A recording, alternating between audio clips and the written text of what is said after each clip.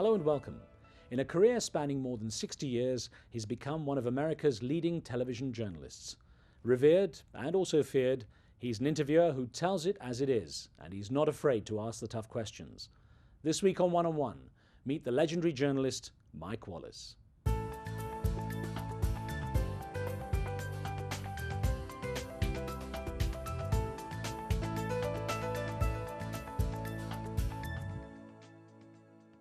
Think of the CBS flagship current affairs show, 60 Minutes, and you can't help but think of Mike Wallace. He's been associated with the program for nearly 4 decades.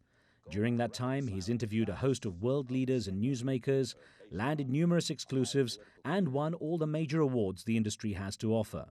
Ariel Sharon hate you so? He wanted you killed. He had mentioned it recently. Yes.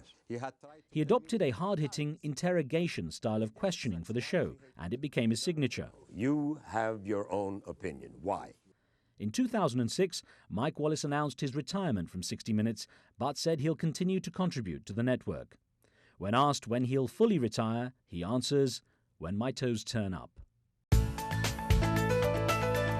Mike, it's great to have a chance to chat with you, and I've got to congratulate you on going strong for so long. When you've seen an industry as thoroughly as you have, from the early days, the changes, goodness knows what you've managed to witness, how do you manage to keep it fresh? How do you keep an interest in what's happening now? Because, and that's so important, whether you're old or young, fresh eyes are what is most important, or what are most important with a reporter.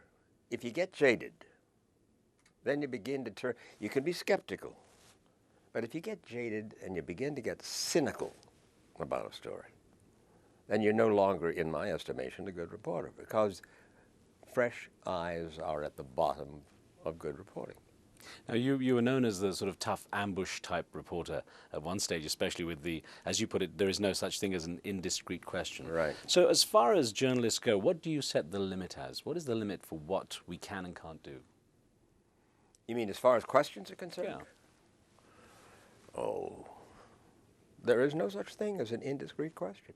When people sit down with me, I don't have subpoena powers, so they know what my style is, and some find it confrontational, some find it abrasive or whatever.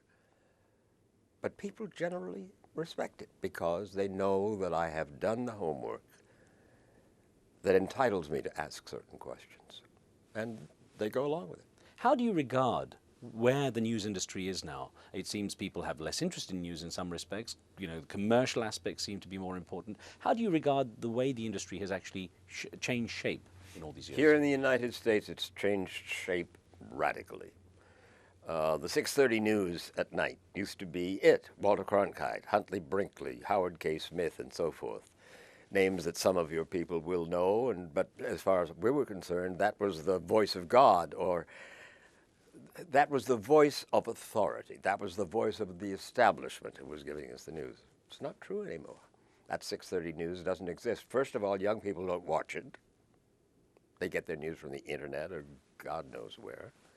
And in addition to which, there are so many ways to get news these days. It used to be ABC, NBC, CBS, and PBS, public broadcasting. Now it's cable, in addition to the 3 networks. So and the competition.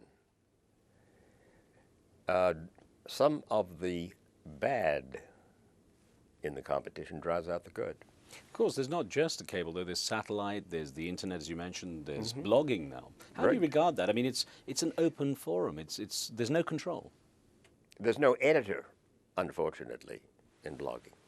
In other words, you can rest assured that when you see something on CBS, where I work, that has been gone over before it is aired by editors who are veterans, who are savvy. With blogging, who edits a blog except the person who's blogging? That is not to say some blogs are fascinating and a lot of them accurate understandings of the people who put them out there, but some is trash and don't really deserve, this is a strange thing I'm about to say, don't really deserve the attention that they get. When you go out and do the interviews, you're up against, like you say, more competition. Do you feel you have to go out and entertain to some degree, beyond the informing? Do you have to go out there and entertain who's watching? I hope your audience doesn't misunderstand what I'm about to say. You want to have people on the air who are articulate, interesting, attractive, ugly, but you want to be able to get the attention of the audience. And if that's entertainment, so be it. Take me back 37 years to how it was when 60 Minutes first started. What was the buzz? What was the vibe? How did you regard what was happening? Well, at CBS News, this was called the Tiffany Network, which meant it's up top in the quality of the work, in the accuracy of the work, the fairness of the work, and so forth. And it was the mother church. If a reporter wanted to go to the top of the business, he wanted to get a job with CBS News. I mean, it was such a joy to be able to come to work here. Walter Cronkite, Eric Sevareid, Marvin Kalb. These names may not be familiar to some in your audience, or maybe most in your audience, but these were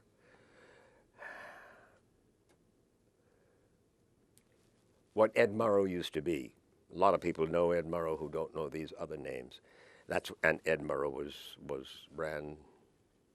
he didn't run it, but he was the individual which characterized the integrity of CBS News. Now, with that, your career launching like that, and actually a pretty successful career up to then, before 60 Minutes, came at the end of a fairly unhappy childhood for you. You had a fairly tough time as a youngster, didn't you? Take me through that, because you had, I was reading about you were dealing with things like juvenile acne and issues of, insecurity and so on. Well, first of all, I decided that I was ugly. Why? Because I did have pockmarks from acne. And I figured, radio, they can't see me. So I did have that mountain to climb in my own mind. Who the dickens wants to look at that ugly guy? It turned out not to be a problem. Other than that, I had a reasonable middle class. My father and mother both were immigrants from Russia. Did that put you in a particular bracket with your school friends, with the people around you? Were there these barriers because of cultural differences and so on? No. Jewish, and there weren't a lot of Jews in television journalism at that time.